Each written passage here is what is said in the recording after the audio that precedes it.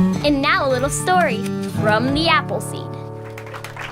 So I'm going to tell you a story that I don't tell very much, but I love this story. I learned it from a storyteller named Richard Walker from Great Britain. And Richard died 10 or 15 years ago. And I've carried this story with me for a long time. And I've just told it a couple times recently. There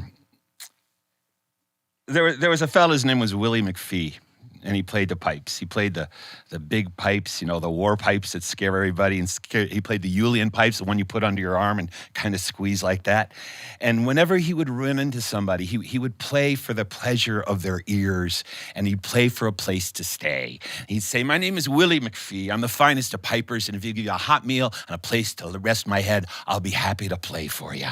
And everywhere he went, the doors opened for Willie McPhee. And so he finally decided he was going to take a tour of the whole island. So he left Scotland. He worked all the way down through the Highlands, through the Lowlands, and he came into the eastern part of East Anglia, and he played. And everywhere he played, he would say, "My name's Willie McPhee. I'm the finest of pipers. If you give me a hot meal and a place to lay my head, I'll be happy to play for you." And the doors opened all the way down into London, all the way out to Cornwall, all the way up through Wales. And as he walked, his clothes grew more ragged, and he wore holes in the knees of his pants and the elbows of his jacket and the soles of his shoes, but still the doors opened to him. And now he was headed home, and the weather had turned, and it was winter, and he came to Yorkshire, and he hoped that the people would open up their doors, and he wondered about their hospitality. But as it happened, he found himself one night not finding a place. And the weather turned, and the snow began to fall, and he was alone on the road. And the snow was piling up, and he thought, "Willie McPhee, what's going to become of you?" And as he wandered down the road, he tripped over something. He looked down, and it seemed to be a log, this frozen log in the middle of the road, covered up with snow. He said, "Some poor carriage, some poor cart's going to run over this. A horse is going to break its leg. I better pull it out of the way." Well, he dusted it off to pull it off the road, and he saw it wasn't a log at all. It was a body, frozen to the ground. And he said, "This poor fella, least I can do is drag him off the road so people aren't running over him." He pulled him off the road, and as he pulled him, he had a hold of his feet, and he looked down, and on that poor fella's feet were these brand new brown boots. They looked as soft as leather, and he looked at his poor shoes. They were flapping in the wind, and the snow was seeping through the bottom every time the leather bottom opened up. And he looked at those boots, and he said, "Those boots look like they might fit me. They're not doing this fella any good." So he knelt down there on the side of the road, there in the dark with the snow pouring down, and he tried to pull them off. But wouldn't you know, they were frozen to his legs. It just seemed a horrible thing to leave those boots where nobody could use them. Now, it just so happened that he had a little tool bag that he used to fix his pipes. And in that tool bag, there was a wee little saw. And he looked at the fella, he said, "I'm sorry, but at least your boots are going to be doing so good." So there with the snow coming down, he took that saw and he just made a little cut. And it wasn't that hard to cut because the legs were kind of frozen. It wasn't bloody or anything, so don't be upset about it. And when he got those boots off with the legs in them, he tied a little string around it, and he hung them across behind his neck, and he walked down, and he said, "Well, if the weather ever breaks and I can get these feet out of the boots, I'll have some new boots." Well, he hadn't walked very far, just another mile or two, when up on the distance on the left, far up on a hill, he saw a little croft, a little farm. And he saw a little light coming out of a window. He said, "Willie McPhee, you're a lucky man. There might be a place to stay." So he waded through the snow. Before he knocked on the door, he thought he ought to take a look in the window. And the light coming out of the window was golden and warm and inviting. And he came up and he kind of wiped the frost off, and he looked inside. Oh, It was so comfy. There was a big fire burning in the fireplace, and there was a man and a woman, and they were just sitting down at the table, and they had these pots of this hot stew with the steam rising off, and his mouth started to salivate, and he said, "Oh, Willie McPhee, you're a lucky man because you're going to find a place to lay your head tonight." So he went over and boom, boom, boom, knocked on the door. Nobody answered. He said, "Surely they'll hear me." Boom, boom, boom, boom. He knocked on the door, and finally the door was flung open. There was a big man looking down and said, "What do you want?"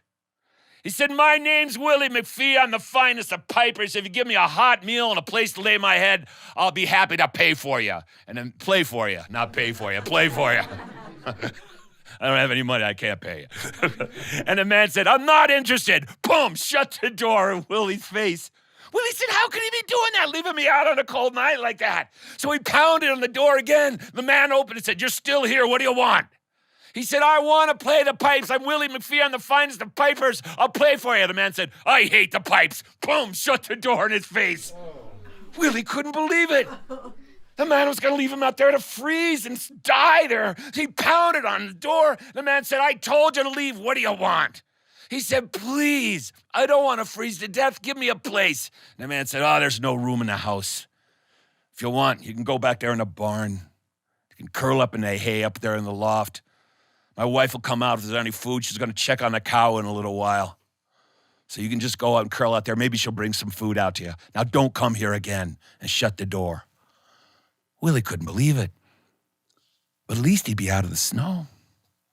So he waded through the snow. He pulled the door open in the snow. He closed it behind him, and there was the cow, Bessie, curled up in the corner. She was all curled up and lying down. Her head was turned around, almost like a dog curls up, and she was asleep, but she was chewing on the cud like that. Chewing on the cud. Willie sat down. He said, "What am I going to do with these boots?" Well, Bessie was like a big furnace. So he took those boots from off his shoulders and he stuck them under Bessie. And he sat there and he waited a little while. 10 or 15 minutes later, he pulled those boots out. The legs had thawed. He pulled those legs out. He took his old boots off. He put the new ones on. Oh, they fit like a glove. He thought of that fella and he said, "Thank you very much." Then he's looking at that fella's poor legs. He looked at his shoes. He said, "I bet those shoes would fit those feet." So he put his old shoes on that man's poor legs. Then he looked at Bessie, chewing on her cud, and he got an idea. And he took those two legs, and he stuck them right in her mouth. There she was.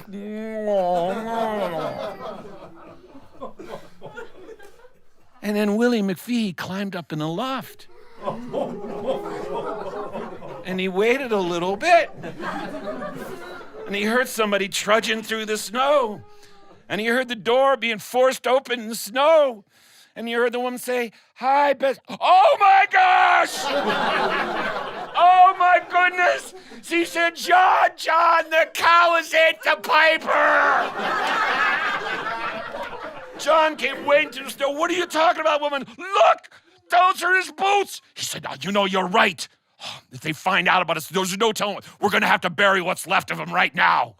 So they dragged those legs out and they waded out in the field in the snow and they got a shovel. And there in this blizzard, they dug a hole and they buried those two poor legs in there and they covered it back over and they went back to their house. Willie climbed down out of the loft and he started thinking. He waited another 10 minutes. Then he got out those big war pipes. And he tuned them up. He waded out into the snow, got to the place where those legs were, and he tuned up those pipes, and that snow was pouring down on him, covering him up, his head, his shoulders, the pipes, and he started to play. And I wasn't there, but they say that was Willie McPhee's finest concert.